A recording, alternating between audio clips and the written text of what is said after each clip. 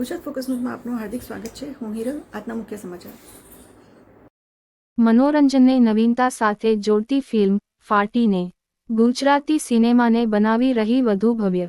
16 જાન્યુઆરી 2025 horror comedy Gujarati film ફાટીને ના આતુરતાથી રાહ જોવાઈ રહેલા ટ્રેલરને અમદાવાદમાં એક ભવ્ય કાર્યક્રમમાં લોન્ચ કરવામાં આવ્યું.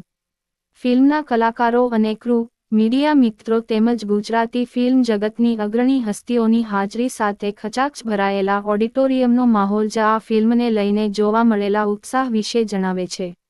જ્યારે ટ્રેલર મોટા પડદા પર દર્શાવાયું ત્યારે દર્શકો તરફથી મળી રહેલા જોરદાર પ્રતિભાવોમાં રૂમવાડા ઊભી કરી દેતા હોરર અને પેટ પકડીને હસાવતી કોમેડીનું જોરદાર કોમ્બિનેશનથી દર્શકોના ચહેરા પર પેદા થતી રેખાઓને સ્પષ્ટ રીતે જોઈ શકાતી હતી. અલગ કન્ટેન્ટ સાથે આખું horror, comedy, emotion, roller coaster ride કહેવાય. બધી જ પ્રકારના ઇમોશન સાથે તમે આખા ફેમિલી સહિત 5 વર્ષથી લઈને તમે 100 વર્ષના જેટલા પણ વ્યક્તિઓ ઘરના છે બધાને લઈને પિક્ચર જોવા જાઓ.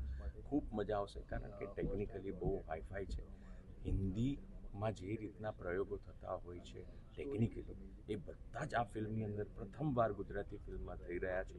એટલે મને ખાતરી છે જે પ્રકારનું અમે લોકોએ મહેનત કરી છે, પછી એ હું હોઉં કે સ્મિત પંડ્યા હોય કે હેમેન્દ્ર ત્રિવેદી હોય કે આકાશ ઝાલા હોય કે મોનાથીબા કનોડિયા હોય કે પછી ચેતન દહિયા હોય, બધાએ મળીને ખૂબ મહેનત કરી છે અને એ જેટલી મહેનત છે એ બધી લેખે લાગી છે અમારા હિસાબે. એટલે મને લાગે છે કે આ ફિલ્મ બહુ જ એન્ટરટેન કરશે, સખત રીતનું એન્ટરટેન કરશે એ મારી ખાતરી છે. સર, આ ફિલ્મ હોરર સાથે શું મેસેજ આપવા માંગી રહી છે? પ્રેમનો, સંબંધ અને પ્રેમ એક એવી વાત છે કે જેના થકી મનુષ્ય જે પણ છે એ જીવી શકે છે અને બહુ જ સ્ટ્રોંગ મેસેજ સાથેની આ ફિલ્મ છે, પણ ભરપૂર એન્ટરટેનમેન્ટ છે આની અંદર. તમારી ફિલ્મમાં ઇમેજ એઝ એ સિરિયસ એક્ટરની છે, આ એક કોમેડી ટાઈપનો રોલ છે, તો એમાં શું?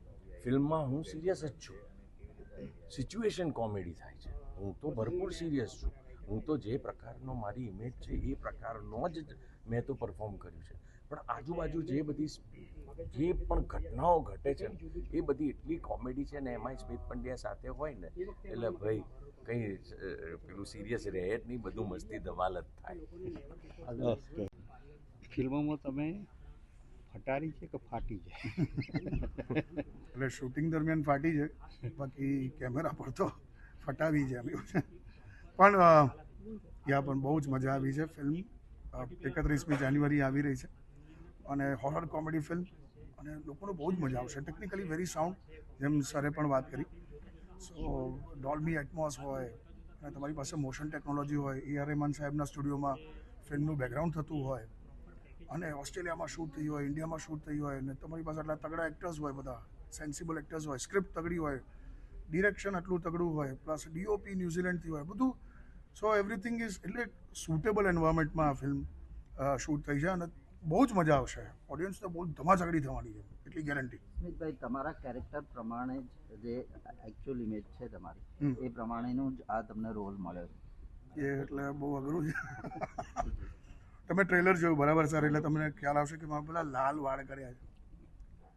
મને કમસે કમ 45 દિવસ મને કુકડો કીધો છે બધા. અને મને આમ એટલે બધું આ બધું તમે કિશોર કાકા તરીકે મને ઓળખો છો, પણ બધું ત્યાં તો બધી ઇમેજ ફાડ નાખેલી. બધા ઓસ્ટ્રેલિયામાં ઇમિગ્રેશન પર આ ઘટના નાનકડી છે કહી દઉં. ઇમિગ્રેશન પર ટોપી કાઢાઈ મારી પાસે કે ટોપી કાઢો કે, તો જેવી ટોપી કાઢીને તો પહેલાંથી હસી આવું કરી દીધું એને, તો કે પહેલો ટોપી કે પાછી આવું કહી દીધું. એટલો બધો ખરાબ લાગતો હતો. પણ આમાં કેવું થતું હતું, શૂટિંગ દરમિયાન એકદમ લાલ હોય, તો પછી 7-8 દિવસ થાય ને એટલે થોડો કેસરી કલર પકડાય, પેલો કલર ઉતરતો હોય. તો આવું તો કોઈ જ ના કરાવે. એવો ગુજરાતી માણસ ફરતો હોય તો કેવો લાગે. પણ બહુ મજા આવી છે. એવો તો હું ફર્યો છું, પણ અદ્ભુત છે. એટલે બિહાઇન્ડ ધ સીન્સ પણ એટલા જોરદાર છે ને, તમે ફિલ્મ પણ એટલી જોરદાર છે. 31મી જાન્યુઆરી પ્લીઝ ભૂલશો નહીં.